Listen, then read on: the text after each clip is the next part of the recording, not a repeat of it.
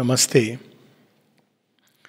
So we start with book one, or rather part one. Part one, as we know, is spread over three books. Book one, book two, book three, and part one is the Yoga of Ashupati. So we see in Savitri there are three biographies, and we may say three yogas. One is the Yoga of Ashupati, which is Sri Aurobindo's own yoga, his biography. All his experiences are described there. Then there is part two, which is the Yoga of the Divine Mother, and which is the mother's biography. All her experiences are there. And the beauty is that Sri Aurobindo knew about these experiences, some of which mother had 20, 30 years back, and Sri Aurobindo knew them without her telling him. Mother speaks about it. And part three is the death, battle with death, which is in a way our yoga, where we have surrendered to the Divine Mother and she fights the battle for us. And if you look through Savitri, a very simple way of understanding Savitri is that it is our story. Our story from beginning to greater beginning, because there is no end in this. In fact, there is no beginning either. It's a cyclic process.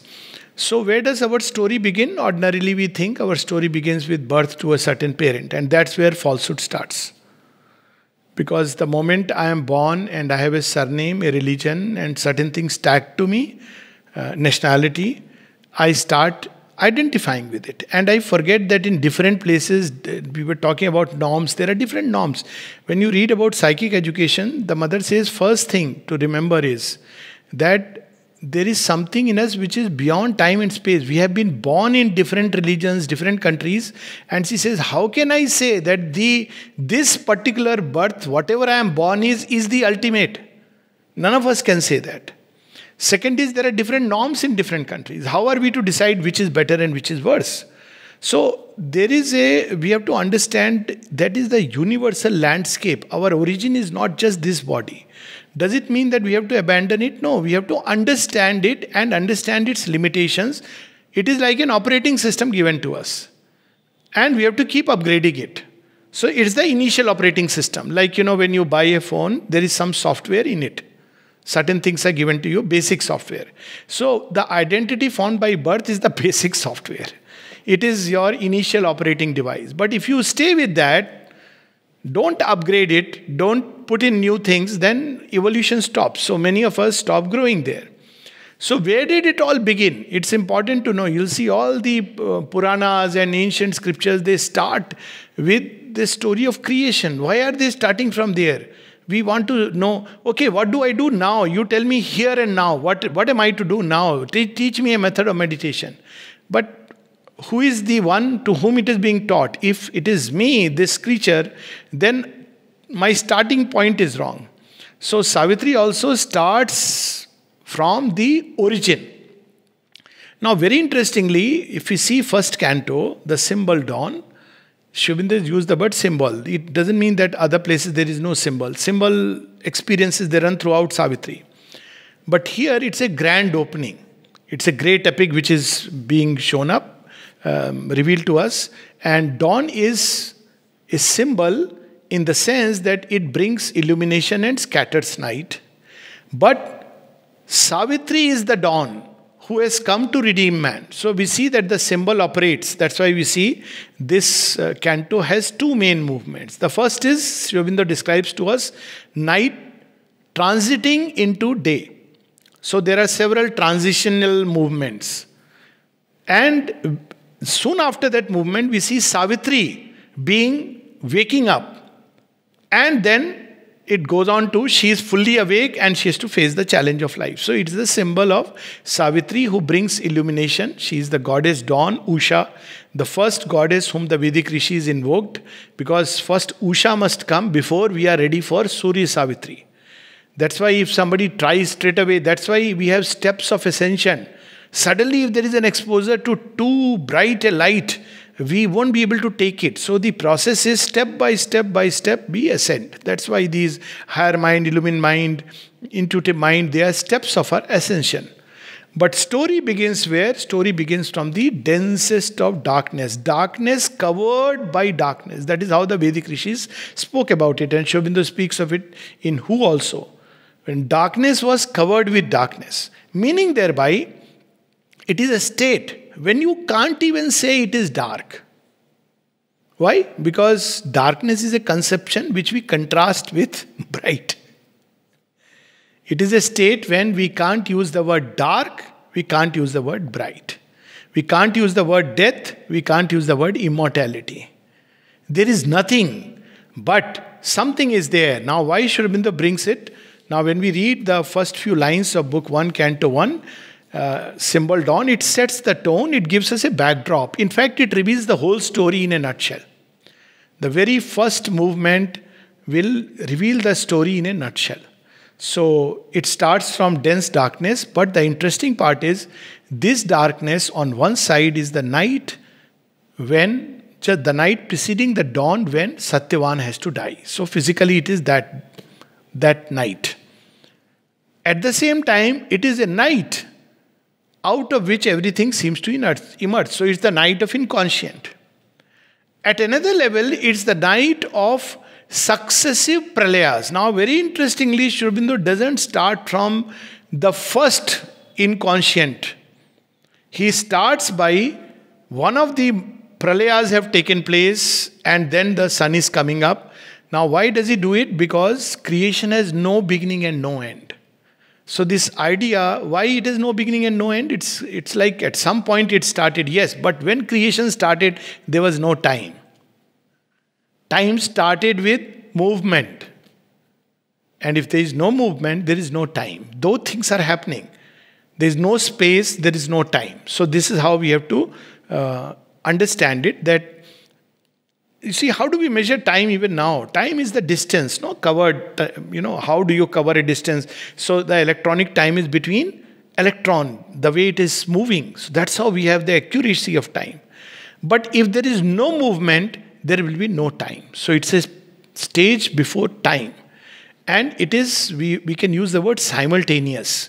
So he describes in the very beginning, it was the hour before the gods awake. Gods are also not born.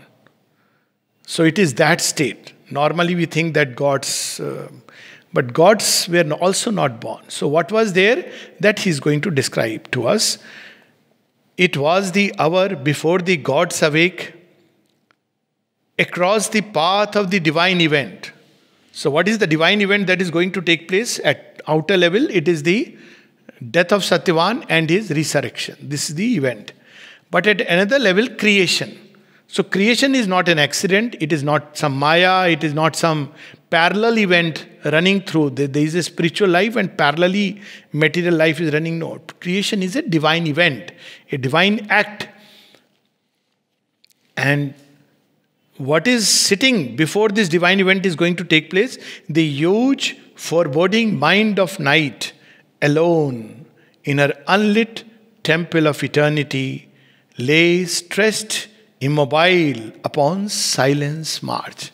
So imagine that, an event has to take place. Now, there is a space in which now event has to start. There is a state. More than a space, it's a state of consciousness, night. Now, it is refusing. I don't want this event. So it starts with that refusal of the inconscient. It doesn't want this event to take place. So constantly we will see that as we progress, whether at the most minuscule level or at the cosmic level, there are these two things constantly running with us. As Sri Aurobindo says, a limping yes, trailed by a everlasting no. You want, and something in us doesn't want. So this is how it starts, something which doesn't want. So it is across the path of the divine event. It says, okay, you are going to stage a drama, see what I am going to do. I am not going to allow it. So because of that, the drama will take place slowly. It's like, imagine that a director has, or a playwright has a wonderful play. So he has called everybody. Said, okay, we are going to stage this play. Everything is wonderful, everybody is full of joy. Now, some of the actors, they say, no, I am not in a mood to start. So what is happening now? Suddenly the lights are going away. The technical assistant is not ready. So there are a lot of hurdles which are coming in the process. So there is this refusal of the night from where it starts. Now, the beauty of this first paragraph, he has used a word, mind of night. So what is the mind of night? The first stir in the inconscient creates subconscious. Subconscious is where mechanically things are moving. There is not yet the consciousness. Let's take a typical example. When we wake up in the morning after a heavy, thick night, or when we have slept very poorly and only a couple of hours we could catch the sleep and we have woken up, we don't want to wake up. No? Then what happens? We are going to the bathroom in what state? In a very mechanical state. We may bang against something because it's just the subconscious mind. Nothing is registering. So that time you should not give lecture to children because they are least receptive. Because it's a mechanical mind, subconscious mind. So in that state one is going, and the first thing that is waking up is, there is the mind of night. There is something there, subconscious, which is yet to be lit up. Here there is a wonderful expression also, that unlit temple of eternity. This whole creation, this whole universe, rather many universes, they are the original temple. Temple of eternity. And actually if you see, it's very interesting. What is the way to describe the universe? If you have to describe just image-wise, what is it? It's galaxy. We have seen the galaxy, no? Original plan of the divine, it's in the form of a spiral, isn't it? Look at the galaxy. What is the form of Auroville? It's exactly the same. It's a spiral. Original plan. Now why it is a spiral? Because the divine force, when it flings itself, then it goes into this, it's a motion which is physically is there. So we see that there is something which is yet to be lit up. It's the original temple of the Lord. Now in this temple you have countless stars and moon and countless suns, and in the service there are all the gods actually originally which will wake up and start assisting in the process. But this is the state he is describing before even the gods are born. And we have already spoken about this story, that God's birth takes place after there is a cry from the inconscient. There is a utter darkness in which the first four creators fall.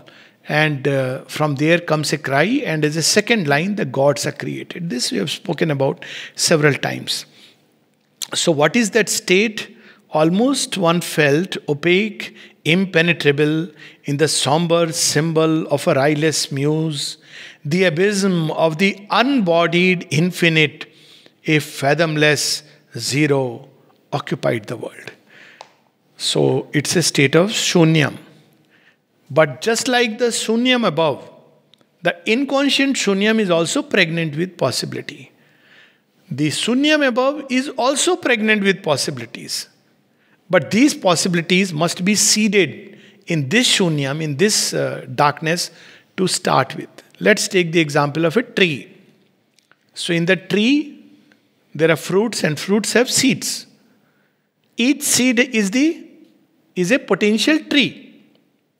So you have the potential there.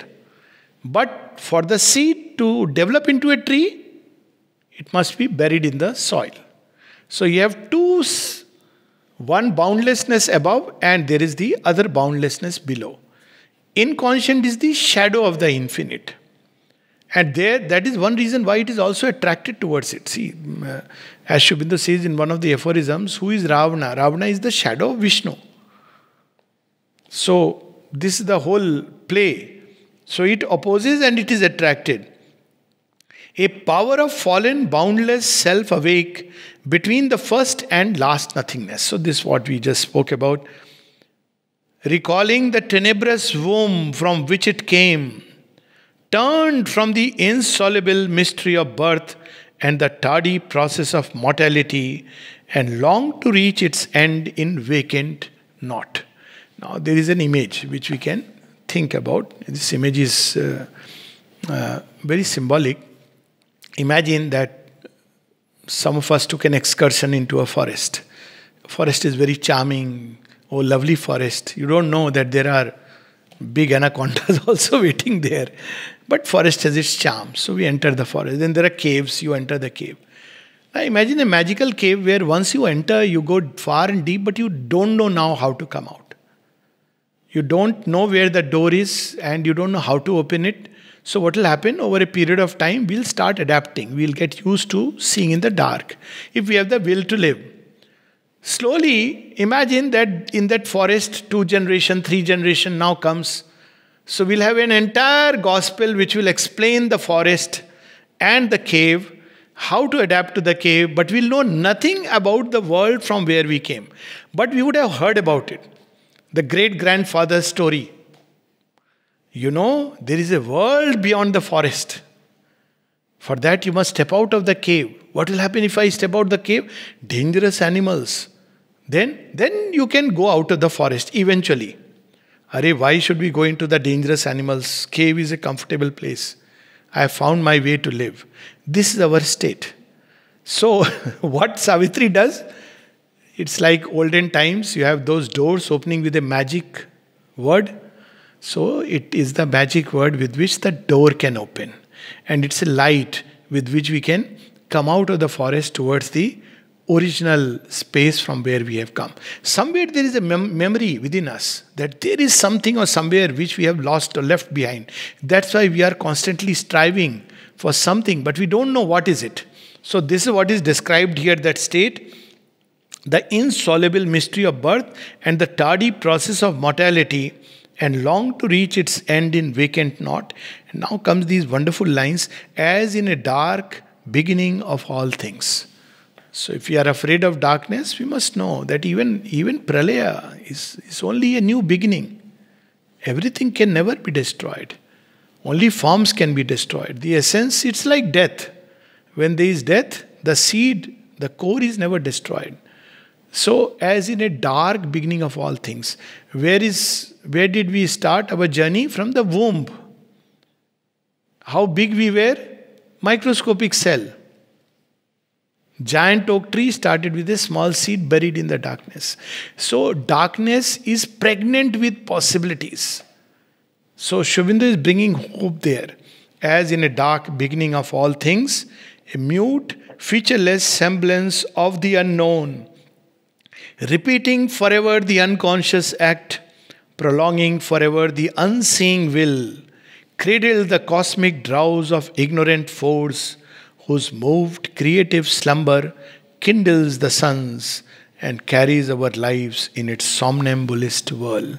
So we see here in the beginning, there is the subconscious stir, mechanical movement. Whole creation, everything is moving, the sun, the stars, everything is journeying.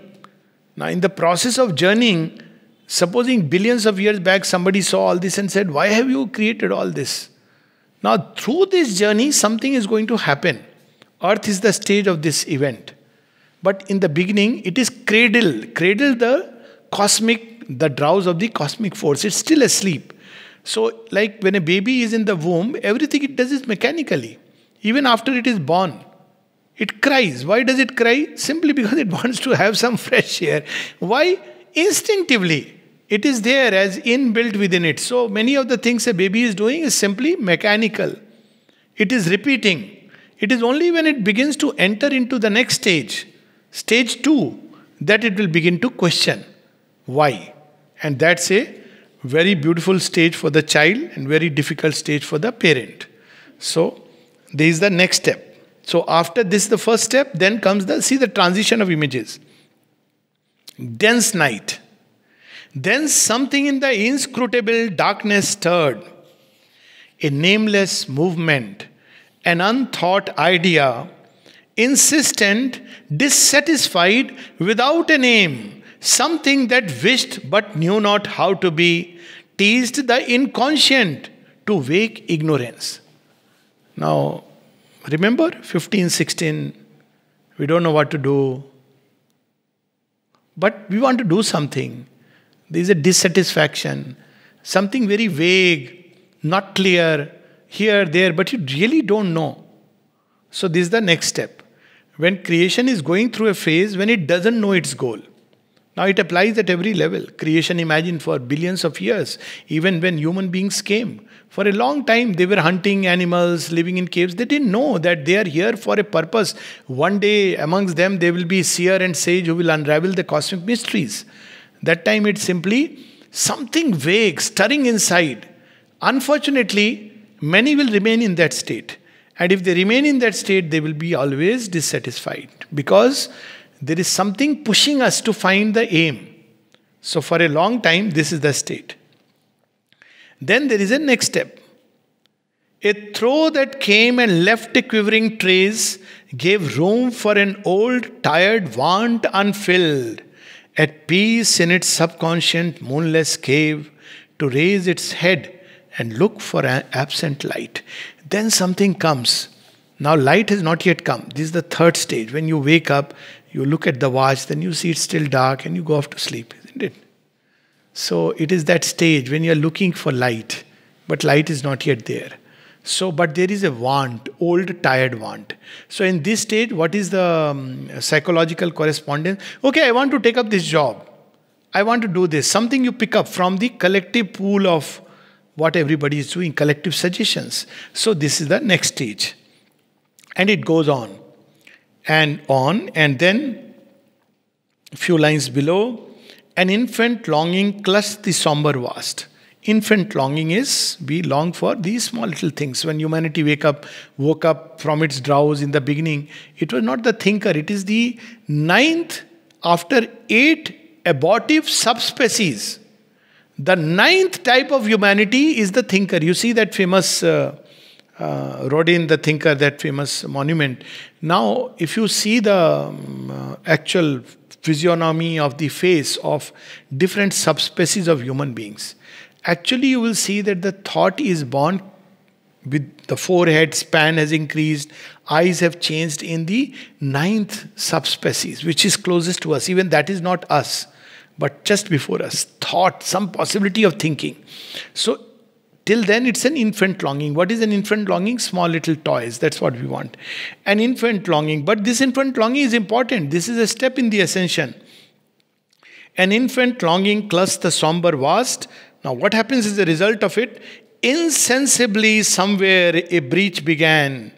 A long, lone line of hesitating you, like a vague smile, tempting a desert heart, troubled the far rim of life's obscured sleep. Now there is a longing, and in response to longing, there is a little response. The sky is beginning to open up, somewhere gleam of light. Now, applied psychologically, what happens after this stage? The next stage is that you are not satisfied just with the toys. You have some kind of an ideal, gleam of an ideal. Ideal love, perfect truth, happiness, never fading. All these things start to stir inside us. They are like the first gleam. It is not yet Usha, dawn, but there is the kind of seeking for something very vague. So that begins to come. But after that, arrived from the other side of boundlessness, an eye of deity peered through the dumb deep. So deity is the sun, and a ray falls upon earth. Look at the classic description. And what happens? It is perceived as troubled. See, it's a very interesting. Sri Aurobindo is using the word troubled. Then he says, it seemed amid a heavy cosmic rest, the torpor of a sick and weary world, to seek for a spirit, soul and desolate, too fallen to recollect forgotten bliss. Intervening in a mindless universe, its message crept through the reluctant hush, unwilling, calling the adventure of consciousness and joy. Now, what happens when this call comes? Call of the greater adventure. Sun is calling us. So, first step is, no, too early. Don't wake me up now. Wake me up at 11 o'clock. Too early. Sun has come, it is calling. But we are still wanting to sleep. Isn't it the same state of human beings? Reluctant hush. Too great an adventure. There is Ananda. Oh, my Ananda is nice food, nice dress. This is easy. That is a great adventure.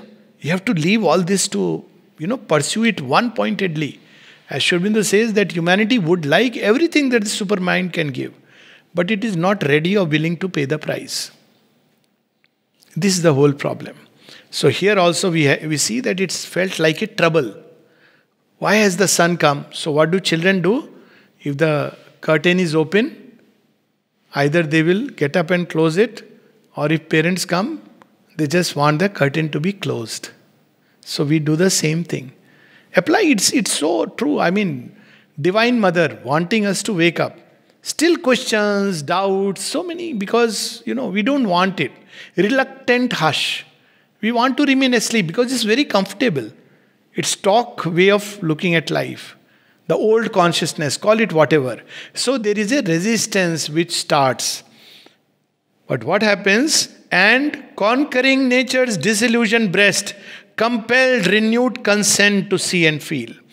Still, because there is a compulsion, you cannot sleep beyond a time. 10, 11, ultimately you wake up. Why? Your body itself will compel you to wake up. Because that is how this creation is. So, beyond a point, we cannot keep sleeping. So, this is how it continues. And then, how does it start? This marvelous line. There is the birth of hope. Hope is the first light which is born. Initially, it is always supramental. All this is very big thing. Spiritual life, very difficult. But then, there is birth of hope. It's possible. It is doable.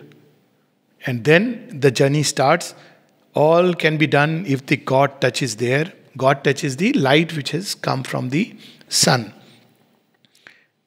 A hope stole in that hardly dared to be.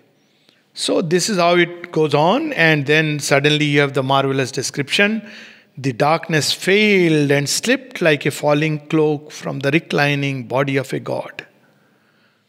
So this goes on, this tussle, this wrestle, then suddenly a moment comes when there is the grand reversal of consciousness. There is the pouring of the light. You are a changed person. Light keeps on pressing, and you are awake now. Now when you are awake, then you are a different human being. You are no more the same person who was resisting, who was pulling the curtain, and all these things. So this is the description. But then things don't end here. For a moment, it's all beautiful. There is effort. There is, dawn which comes and builds an aura of magnificent hues. There is hope. There is effort. There is struggle. Everything is there. There is wonder. There is beauty. There is joy. And then we come in contact with the Divine Mother. The sun has now arisen.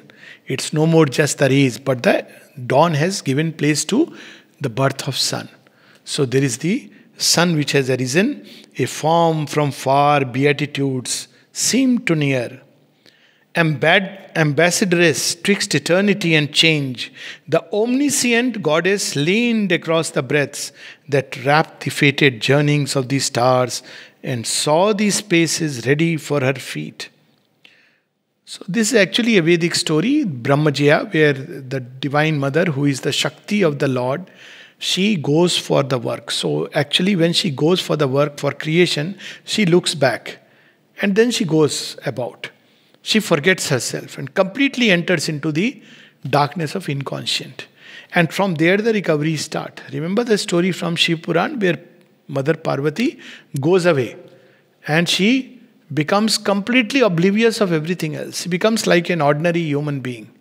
And then the journey starts from, the whole Kundalini yoga is like that, Muladhara right up to there. At each stage, Shiva is there helping her, but she doesn't know that he is helping her. She thinks he's an ordinary master who is helping her, but she is being helped. So it is the process of nature evolving towards the divine.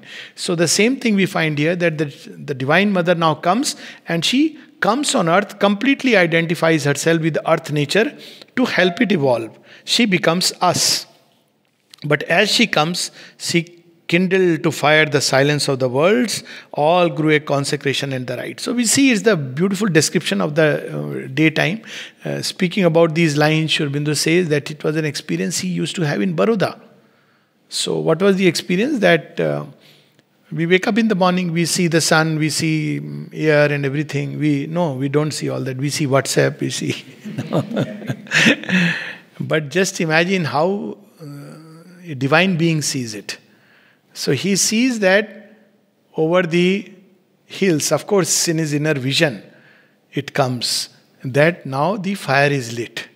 Like, fire used to be lit in every home in Vedic times. So this fire is lit and a great sacrifice is being performed. All nature is gathering herself and offering itself to the divine. Okay, so what happens normally? Which air goes up and which air comes down? The cool air settles to the bottom and the hot air rises up.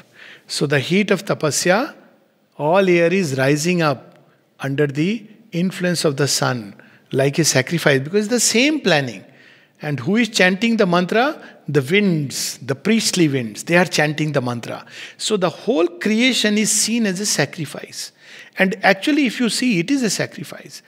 Because if you ask the sun, who is going to benefit from your presence today? What will the sun say? Everybody, nobody, somebody. I have come for everybody. Maybe nobody will benefit from it. Or some people will open to me and benefit from this light. So that is how there is a cosmic yagna which is going on in creation, which we don't understand. But Sri Aurobindo is lending us this eye. It's a beautiful description. The high boughs prayed in a revealing sky. Do we look at a tree and see that they are prayers rising to heaven? So this is how. And then he says that ultimately that ray comes and falls even on the soil. The most fallen thing, dust, even that is lit up into miraculous shapes. So you look at the dust, what was dust, suddenly you see, oh, there is something shining out there. Isn't it? So there is hope. When the light comes, there is hope even for the most fallen creature on earth. It comes for everyone. It doesn't come for some special beings. This idea that somebody is special and elite must go away. The light comes for everyone. But some respond and some do not respond. This is the only difference. The dust below the Lord's feet is no more dust. And on the other hand, a flower which is adorning somebody's Judah and away from the Lord's feet is worth nothing. So it depends on how we look at it. So dust is fortunate because it has chosen to be in the Lord's feet and therefore it is blessed. When Lord has touched dust with his feet, what do? We pick it up and apply on our forehead. Isn't it? But if there is a flower which a lady or a man has put into his coat, nice rose, what do you do with it? It is nothing. If you get it, you throw it into the dustbin. So it comes for everybody, but there are some who respond to the call. This is what comes later on. Then the divine afflatus spent, withdrew, unwanted, fading from the mortal's range. So you see the movement of light from darkness, it's coming, it rises up. Then human beings, oh, this is too much. Sun is too hot. So unwanted. So we go back into our rooms and we shut the doors because we can't bear its intensity. After some time, there is a demand on nature. See, that's why in yoga, it's said that many are called but few are chosen. Who are these few who are chosen? Who are ready to abandon everything? Initially, you start with little, but there will come a time when you have to take the plunge, Punahuti. If you're not willing to do it, Mother in fact says, don't start it. Because he says that as you proceed, a time will come. Now it may take some time, but you should know that there will be a stage when you have to do the Punahuti of your entire being, all your movements, your entire consciousness. You have to completely forget the past, your old identities, all this has to go. So this is but human beings resist beyond a point of time. They like the warmth of the sun. Morning sun is very pleasant. But afternoon sun, nobody likes. People shun it. It's the same splendor burning. So it is unwanted. So it begins to fade. See the description? So after afternoon, what happens? The sun begins to go down. So that is the description.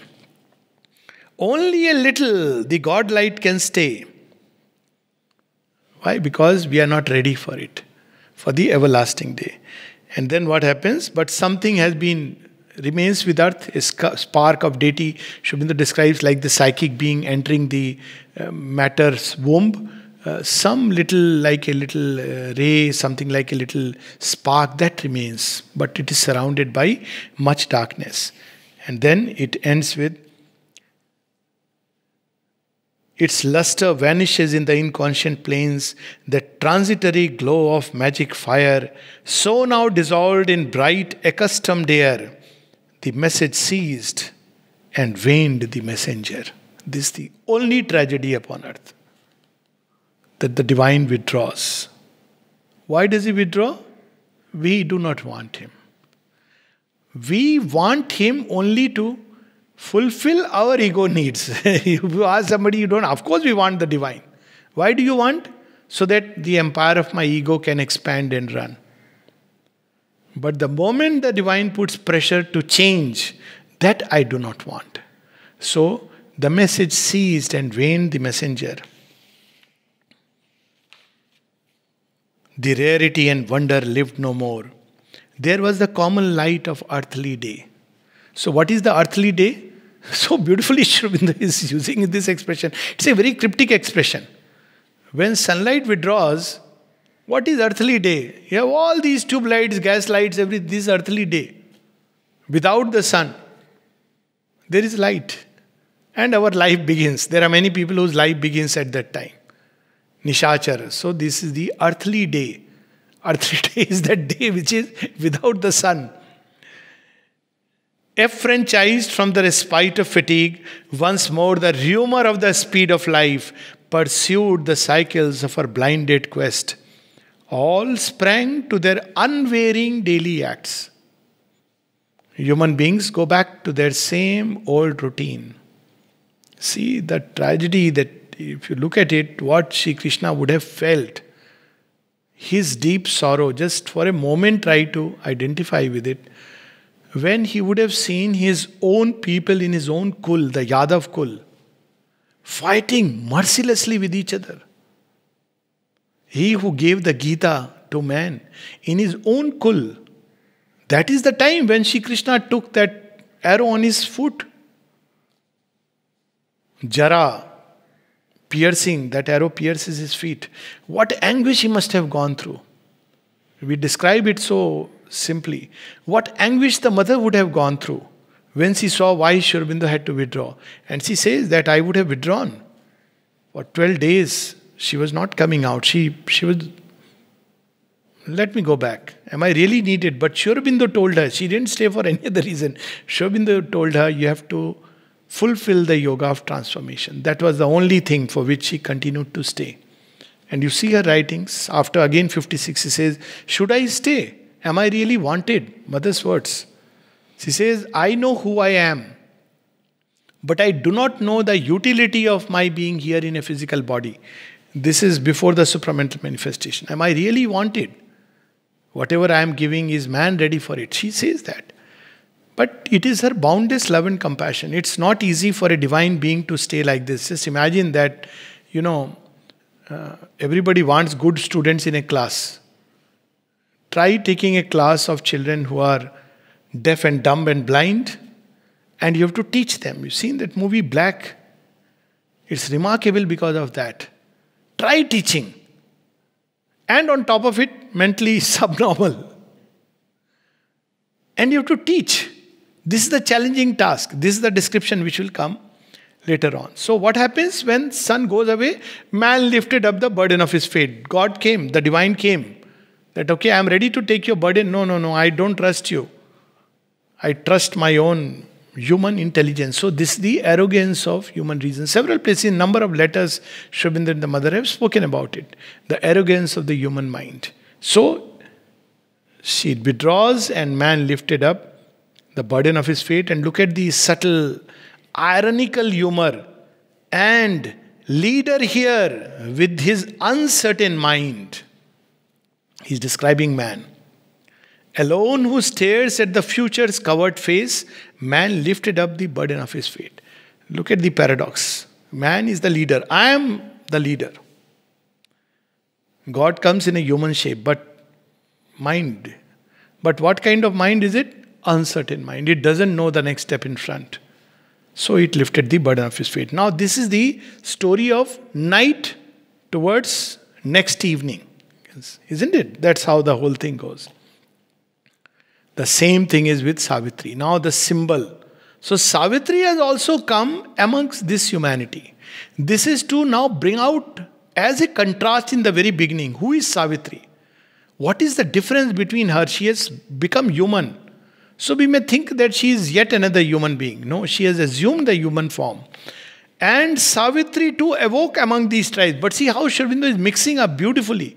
There is the daybreak and Savitri is waking up. But Savitri too awoke among these tribes that hastened to join the brilliant summoner's chant. Brilliant summoner is the sun. And lured by the beauty of the apparent ways, acclaimed their portion of ephemeral joy. So what happens? Every day we wake up. Mother has said every day when we wake up, we should fill our hearts with gratitude. We should have an aspiration. How I should live my life, how I can make myself better, my consecration more perfect, my faith stronger, more integral, and my love for devotion for the divine more complete. But instead of that, man lifted the burden of his fate, so it is our portion of ephemeral joy. What is for breakfast? Ephemeral joy. Or today I may get a pay rise, ephemeral joy. So he is lured by the beauty of the apparent ways. So mankind starts running. So we have the similar, but the difference is between her and others. Time's message of brief light was not for her. For Savitri, she had not come for these things. The aim is different. She has come for something else and she is conscious. That's why without an aim, without aspiration, there is no yoga. One may be living in a place, yoga ashram. Mother says at one point that if somebody thinks that I don't know that I am deceived, well, I know very well that most people are not for yoga. Yoga is born with aspiration, nothing else. You may read everything but yet not be doing the yoga. So she has not come for that. In her there was the anguish of the gods. So what is the sign of a yogin? Yogis are very dissatisfied creatures. Paradoxical statement. Why? Because they are aspiring for perfection. How they can be happy with imperfection upon earth? Only yogis know how to manifest that. They know that unless I have discovered perfection within, it's no point. We can't create perfection here. I must first discover the perfection within me. And when I discover, I will discover it much more commonly outside. But there is the anguish of the gods. The gods cannot be satisfied with the usual round of life. So she is born with the anguish of the gods. At one place, Mother says that from what Sri Aurobindo has told me, if I was born in India, I would have shattered many things. So, because that 1870s India, with all the girl child, woman child, mother, imagine. Woman child, you dare to, she would have probably started manifesting the Kali force much more often. So, this is the state of affairs.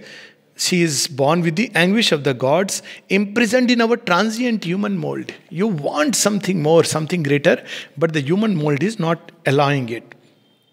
So this is how Savitri is being introduced to us. And then the same story that but earth and people are expecting something else from her. They are not interested. You see, if a child says, I want to take up yoga in earnest, parents think about yoga after your retirement age. It's too early. You should find a career for yourself. So Savitri has come to give this. She has got the key to the flaming doors of ecstasy. She has brought with her. But people don't want it. They want something else. Can you prepare food? Can you do this? Can you do that? But they are not ready for what she has come to give. So when she gives this love, what does earth give in return? It gives the passion flower of love and doom. It is our earthly love, which is filled with all kinds of things. A love which is almost foredoomed to failure. Why? Because it's not freed from the ego. So Sri Aurobindo describes her passion flower of love and doom she gave. Offered to the daughter of infinity. Who gave? Earth gave. Earth gave her own kind of love. So, as human beings, what kind of love we give to the divine? For few days, bhakti, then after some time, oh, I'm angry. Some people say very proudly, today I fought with mother. The only person to whom, who is your savior, I fought with mother. It is not something to be proud about. Hiranyakashipu fought with divine. Mother is for unconditional surrender and love. She is the only one who understands, only one who will rescue, save. Just because something didn't happen according to my wish, and instantly, therefore I have a right to fight with the Divine Mother. So this is the degree. So this is the passion flower of love and doom. You are giving us unconditional love, but I am giving you our love. It is a love. It's not that it is not love, but it's the love of the Asuric and Rakshasic type. We see this kind of love manifested in a certain kind of humanity. But on her side, a prodigal, in vain now seemed the splendid sacrifice. She has come to awaken that love in human beings. But instead of that, they are giving her their own version of love. A prodigal of her rich divinity, herself and all she was, she had lent to men, hoping her greater being to implant and in their bodies' lives acclimatize, that heaven might native grow on mortal soil. She gave herself freely, mixed with everyone, so that people learn to breathe that atmosphere. When mother used to come, people would feel a tremendous pressure for change. And they used to say, even there is the joke, when mother would come, even Sri Aurobindo would suddenly sit like this, mother is coming, mother is coming. With Sri Aurobindo, they would be joking around, and suddenly mother is coming. Not that mother is strict or anything, but there is a tremendous pressure of transformation. She is living that all the time. Imagine the sun coming to you. Too intense. So, when she would come, there would be pressure for change, transformation. So, she had wanted human beings to take it and change. But hard is it to persuade earth nature's change. You see the same story of the daybreak, and what he has described is happening. So it's in a nutshell the whole story. Mortality bears still the eternal's touch. It fears the pure divine intolerance of that assault of ether and of fire. It murmurs at its sorrowless happiness. How can there be bliss? How can there be I have my own views, opinions, ideas, thoughts. How can this be true when all the scientists in all the worlds are saying something else? How can this be true?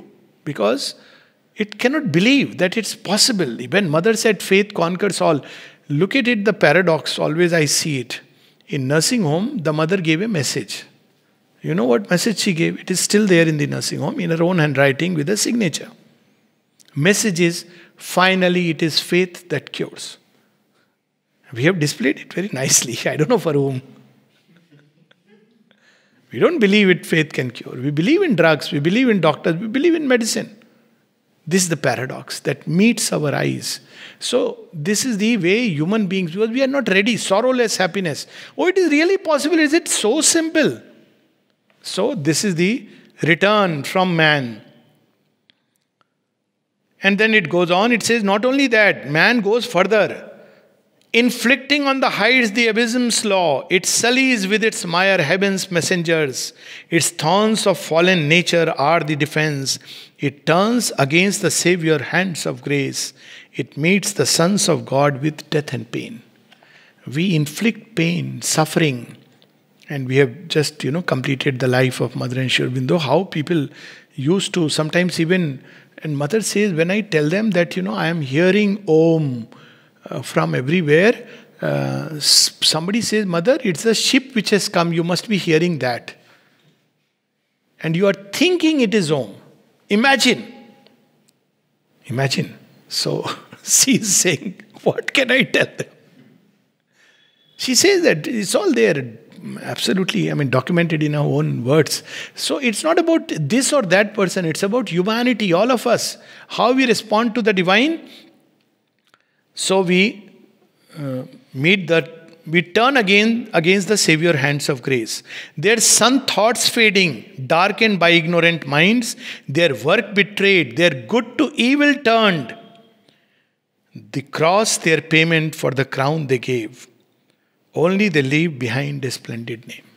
When Mother describes the formation of religion, she says that Christ and Christianity are completely two different things. Christianity has nothing to do with Christ. And yet it is built in the name of Christ.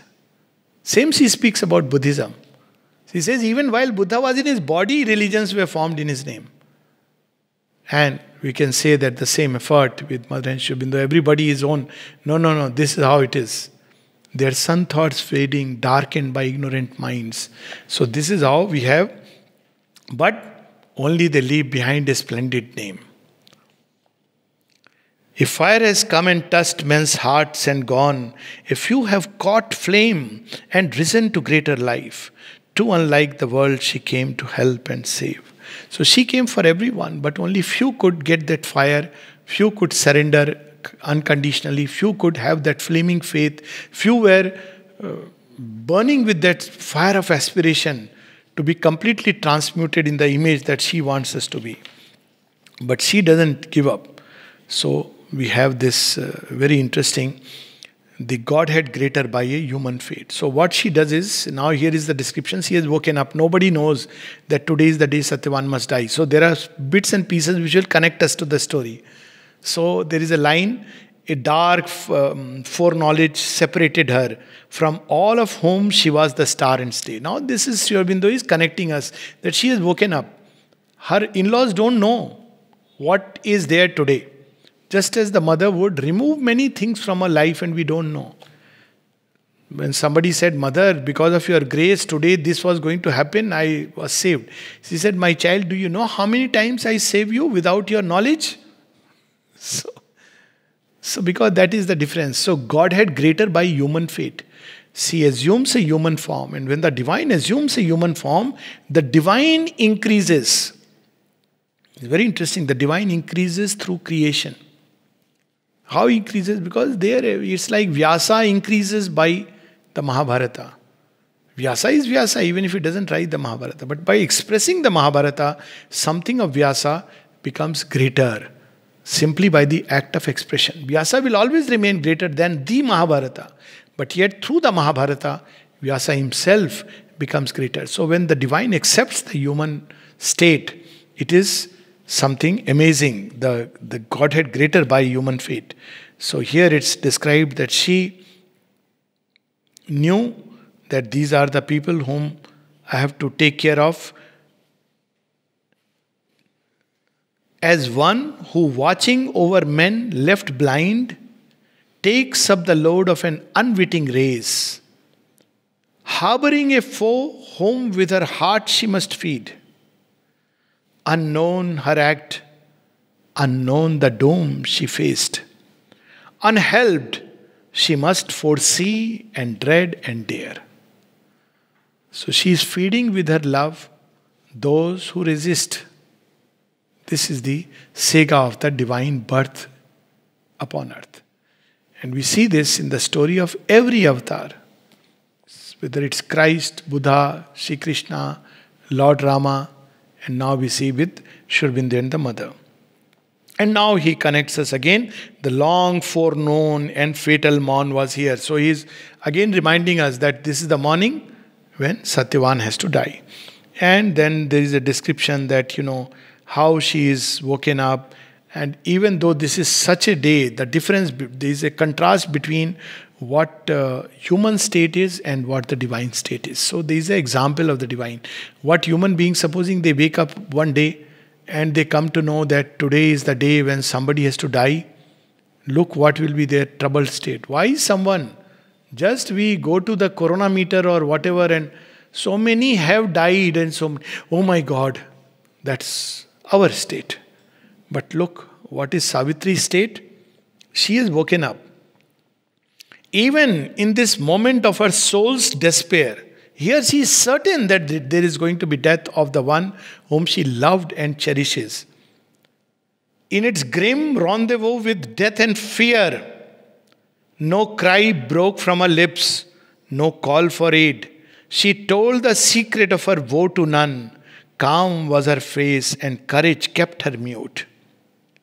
So this is a reminder, Sri Aurobindo says in the Gita that one of the reasons why the avatar comes is, one of the reasons, that he gives his own example. Manushi tanu ashritam. So he takes a human form and God's own example. So when we see how the divine being has lived life, how he has responded in the face of so many challenges which they have faced. So it gives us not only hope, but this is how I must be. When there is a storm raging, how Sri Aurobindo is sitting on the desk undisturbed and continuing with his work. How when somebody wanted to take over the whole ashram soon after Sri Aurobindo's physical withdrawal, and who? Sri Aurobindo's own relative. And what does mother say? Everybody is disturbed. What may happen? What may happen? Ordinary human being will say, okay, consult the topmost lawyer and we'll have police protection. What does mother say? Tell him to come and take over. Finished. He was so shaken up by this word of the mother that after that, no communication. This is the power of the divine. Tell him to come and take over. Now, this is born out of the confidence of the omniscience and the omnipotent. It's like she was challenging a demon. You want to come to Brahmalok and Kailash and take over? Come. Bhasmasur, you are also welcome. I know your intention and I know your fate. You want to try it? Try it. So this is the sign of omnipotence, that God can afford to become as if weak. So she is full of courage, which is what we should be. And if we have the courage and the calm, then nothing can touch us. Repeatedly the mother says that fear attracts things. Be full of calm and courage. And therefore Sri Aurobindo reveals to us even her humanity was half divine. So this continues, and then she wakes up, and there is a beautiful description of how she wakes up. And first there is the stir of thoughts, and then slowly she feels the ache somewhere familiar to her, that, oh, every day she was feeling this ache. What was the ache? My loved one will be snatched away. And she is preparing herself inside. So there is an old familiar ache left in its place. She becomes aware of that. But in her sleep, she has traveled to far off worlds which are beyond sorrow and grief, because that's where she has come from. And then she wakes up, and when she wakes up, we have all came back to her, earth and love and doom. The ancient disputants encircled her. We have that story when Krishna wakes up before the Mahabharata. Arjuna is there, Duryodhana is there, and this is the third fellow whom we don't see. The third fellow is the time spirit. Depending on what these fellows will choose, time spirit has to change its mode. If perchance Duryodhana chose Krishna, the Mahabharata war, time spirit has to manipulate, manage everything. Oh my God, now Pandavas have to be destroyed. Okay, they will be saved, but they will lose. So the whole mode has to be different. But Duryodhana chooses his, and time spirit says fine. So ancient disputants encircled her. Who are they? Earth, what is my fate? Today is the fate which is going to be decided. Love, the power she has embodied. Doom, who has come to challenge her.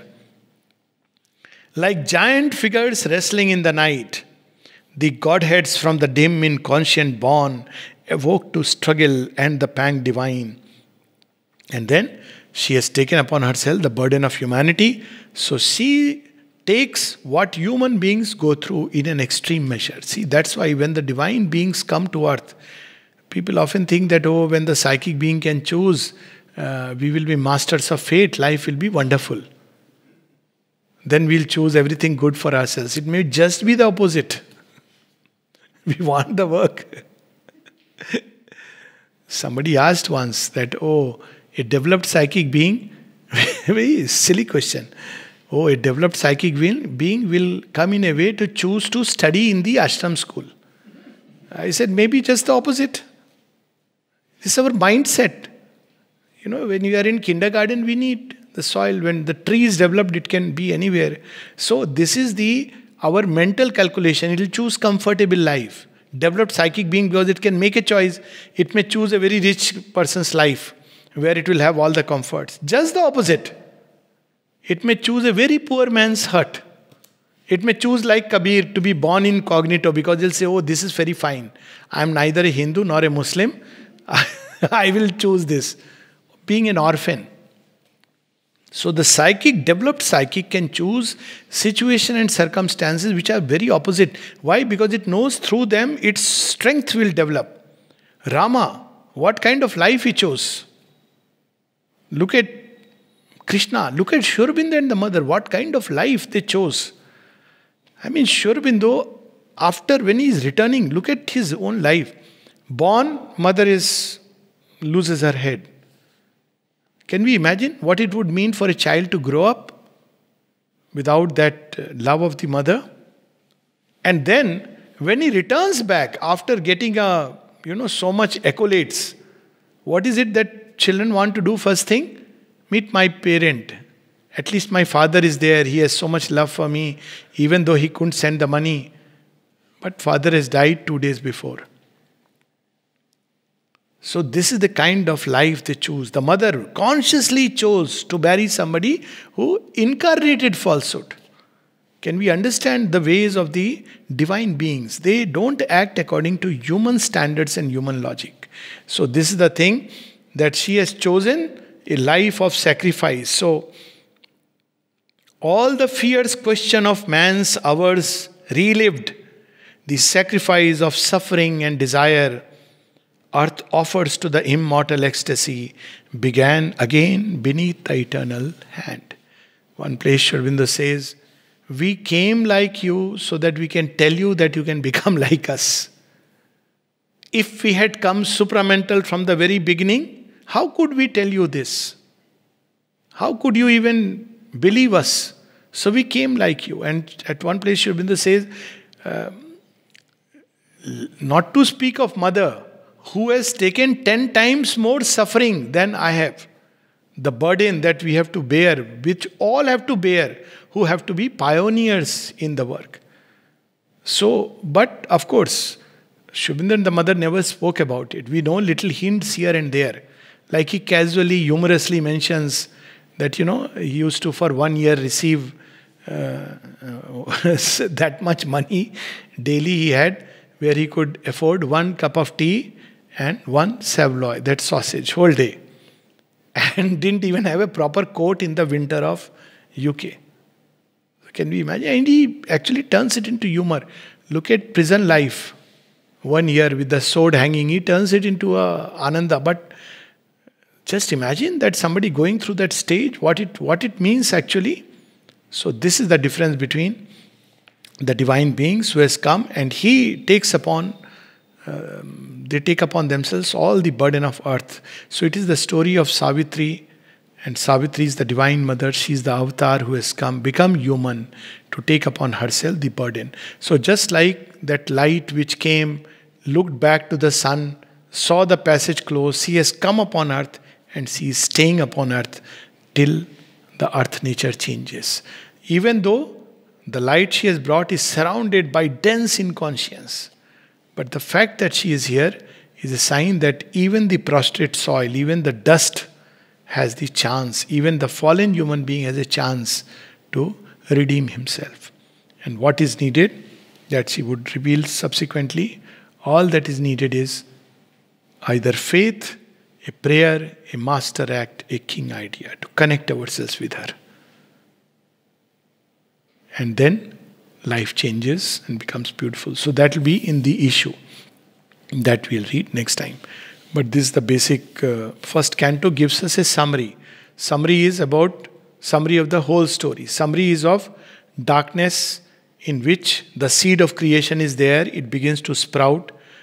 The coming of light, and as it comes, starts lighting up the world, there is a resistance. Resistance from its creatures. Light is not wanted. So it begins to fade and withdraw. But it leaves something in its going. A prescience of a marvelous birth to come. There is a line in the first canto. That it has touched. It leaves something. A worship of a presence and a power. That something has come. Even when the sun is not there, there is the worship of the sun. A prayer through which people try to connect to the sun. So when the divine beings come and withdraw from earth, something they leave. Prescience. Prescience is foreknowledge. One day humanity will be like that. And at the same time, a worship, a prayer of a presence which was too great. Human beings could not hold it, contain it, didn't want it. So it had to withdraw. But still, all is not lost. Something is there which stays and the journey moves on. So, in a way, he has revealed everything in the very first canto from beginning to end of this great epic. And of course, there will be the victory of light over death, over darkness. So, when light comes, darkness vanishes. But then it goes through periods of cycles. So, that's again, which will be explained later on, that why darkness comes back again and again begins to afflict mankind. It's not like it has come and it has gone away, because there is the resistance of the inconscient and it takes long time for it to come. So victory is won in principle and victory will be won in details. Light has come, it has shown that darkness can vanish. Now human beings must want that light. It came and awakened everybody. But as long as humanity loves darkness, there will be struggle and there will be effort required. This is what the mother clearly says that the spiritual evolution of man, and this he says that if only man consents to be spiritualized. And she says that all that is needed is a yes in your heart. But if the yes is not there, there will be again a darkness. But light has come and it will keep on knocking at the door. There will be fresh surges of light. Each darkness will bring a greater and greater. It's like the summer months, they start and the night becomes shorter and shorter, till a time comes when there is nothing but light and bliss. So this is the story in nutshell, the whole drama of Savitri. Canto 2, we will read about the issue, what really is the problem of human beings, what is the issue upon earth, what really is the work that is being done, and what is it that Savitri has come to do. That we will read up next time. Thank you. Namaste.